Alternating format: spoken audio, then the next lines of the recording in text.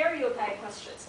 Am I a stereotypical girl? Am I a stereotypical guy? And more than that, what are the stereotypes that I hold? And why do I have these stereotypes? Did my parents bring me up to think that all men were pigs or something?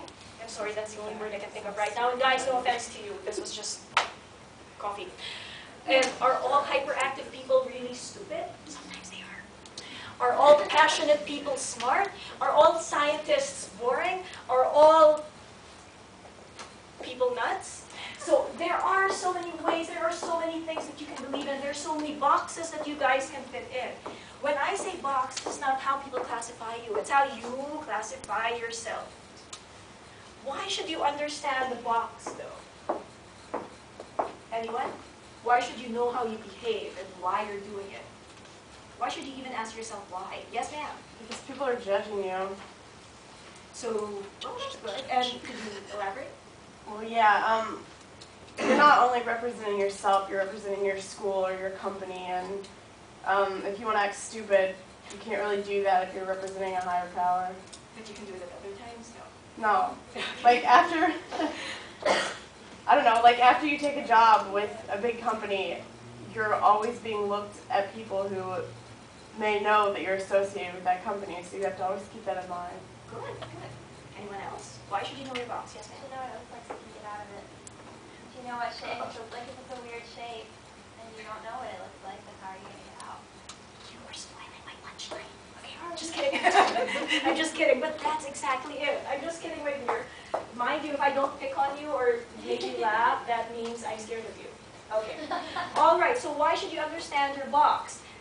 Right, Miss Erin? Yes, that's right. If you don't understand your box, you can't think out of the box. So how can you think out of the box if you don't even know where your boundaries are? So if I ask you to think out of the box, you probably might not be able to do it immediately because you still might need to think, what am I doing? Where am I? Who am I? What am I? Why am I? Bloody, bloody, black am I? If you don't understand your box, you might not understand how the next person might have his or her other box too.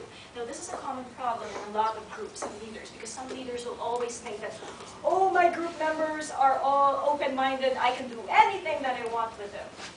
If you don't understand how you have your own delineations, how you have your own box, you might not understand that some people might have their own boxes, their own prejudices, their own beliefs. And this is where some problems come in. Have you ever tried talking to someone who doesn't have the same beliefs as you? Religiously, spiritually, excuse me, morally?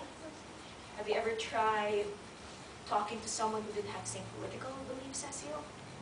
I bet you did last year. I've had people shout at me because I didn't have political beliefs. I'm sorry, I'm not from this country. I can't have any political beliefs. But you have to be able to understand your box.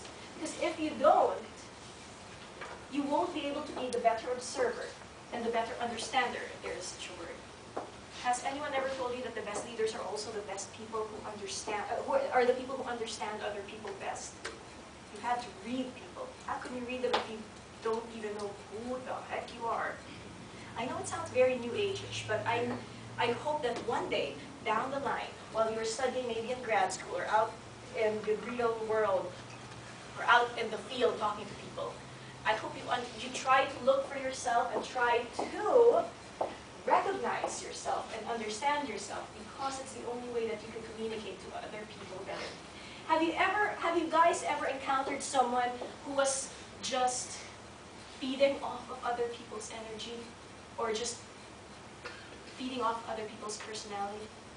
A people pleaser?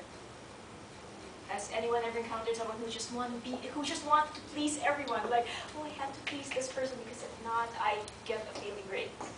People pleasers are usually those who haven't known themselves well enough. So they have to start molding themselves according to the other people around them.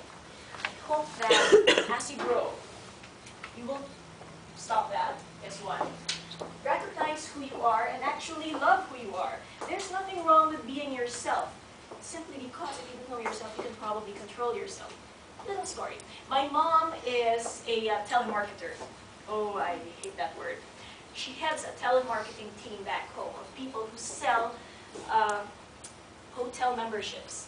And it can be really annoying to be called up in the middle of the night and told, hi, would you like to join the Shangri-La, blah, blah, blah, membership club? It is so annoying. But she has to train these people to do that, be annoying. And she has to train them all the time.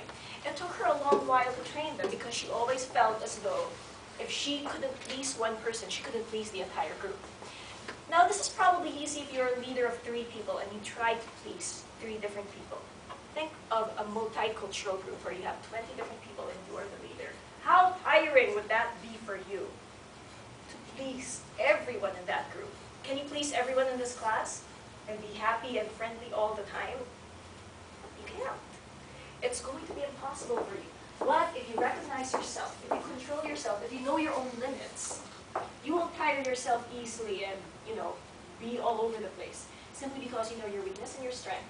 You know your weaknesses and your strengths as a leader and as a person. And you may be reasonable with other people. Now here's the thing. Have you ever been in a group where the leader was just so demanding? And telling you, hey, do this, do this, do this, do that. Did you ever think to yourself, does she even, or does he even know how hard it is to write a paper at this time of the year? Does this person even understand who I am? Have you ever thought that way of, just condemning someone because they weren't being a good leader, they didn't understand you? Sometimes, if you don't understand yourself, if you don't know your own limits, you might not recognize that other people have their limits as well. So I understand this is all very up in the air and blah-de-blah-de-blah. But I'd like to offer you some tips. Don't mind me, I'm belly dancing. Okay, cultivating your diversity. In this case, I am asking you to cultivate your inner diversity and to make things new. So in order to think out of the box, you have to voluntarily step out of it and not expect other people to pull you out. Number 1, and before I get into this, I'd like you to think of other things that are not in this list at the end. Number 1 is, take up a new hobby. My tip for you guys, in order to know yourselves better, is to see what you can actually do. Now, belly dancing is just one of them, and mind you guys, I don't recommend it for you. There are other ways. Darn, yeah, I know. But there are other ways that you can take up new hobbies. Name a hobby that you'd really like to do or take up. Kickboxing. Kickboxing. Yeah, okay, scary. Yes. Scuba diving. I'm sorry? Scuba diving. Scuba diving, that's nice. Anyone else? Swimming. Swimming. That's really? That's a cool hobby. You should take it up. Anyone else? Rock climbing. Rock climbing. Okay, good. And that's scary too, but okay. I admire you guys for that. Anyone else have any hobbies? Yes, sir. Wheelchair racing. Car racing? Oh, wheelchair racing? That would be so cool. See? So there are so many things, so many hobbies that you guys can actually take up. And it's not just for the sake of getting a new hobby and spending your money. It's actually discovering that, aha, I can do this. And it's not just about stamp collecting. I've had people who took up belly dancing because someone pushed them into it, and now they are the best dancers on campus. Simply because they just discovered, oh, I can move my belly. Oh my gosh, I'm so good at this. Nice. So take up a new hobby. That's one tip for you. One other tip is, oh, and this will scare a few people. Eat something new or somewhere new. That's not the caterpillar. That is sushi, however, in a very strange and artistic, however humongous form. Yes, is there any restaurant on campus that you've always passed, wanted to try, but were afraid to? Which one? Hawaiian. It's really good. See, so don't see they're still alive, so you can go there and try it. Anyone else? Anyone? Is there any food on earth that you would like to try? That you haven't tried yet? That may look icky? No? No one want to try anything? There are studies that have been conducted that say that every time you try something new, not only do you train your palate or your tongue to recognize new tastes, you actually get new neuronal connections up there in your brain because your brain is picking up on new knowledge. Oh, this tastes really weird. What is it? Duck fetus. That is my food back home. Don't knock my food.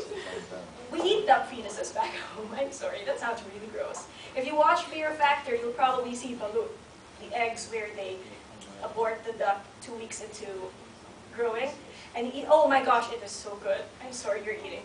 Okay, eat something you so, that doesn't have to be as extreme as aborting ducks.